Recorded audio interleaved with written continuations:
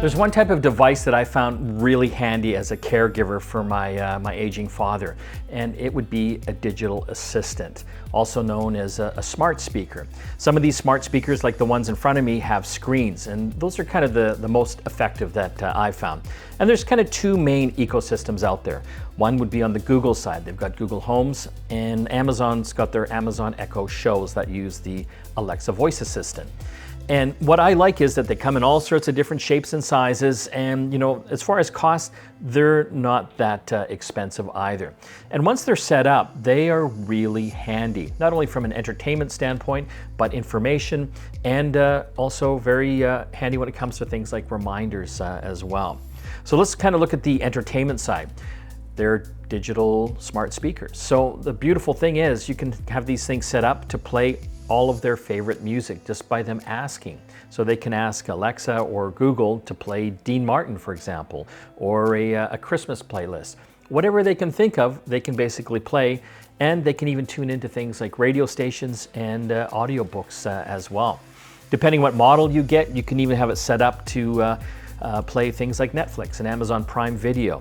And what I like too is that you can also use these as digital photo frames. When my mom was in the hospital, this was a lifesaver for her. She could basically look at photos of her grandchildren all day and all night long. I've got thousands of pictures, and I think she's looked at all of them, which is kind of a cool feature. Information-wise, you can have it set up so it can play their favorite news. They can ask for a news briefing every day. Maybe they want sports scores. Whatever you can imagine as far as news or information, you can basically ask them, and it will give that info to them.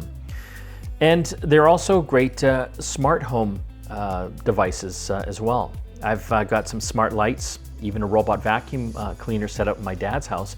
So whenever he needs to vacuum the floors, he can just ask the robot to do it through Alexa.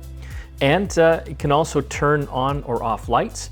And if you've got a video doorbell set up at their place, it can even show them who's ringing the doorbell. So that's another kind of layer of safety and peace of mind. Another really handy feature I like to use is the reminder.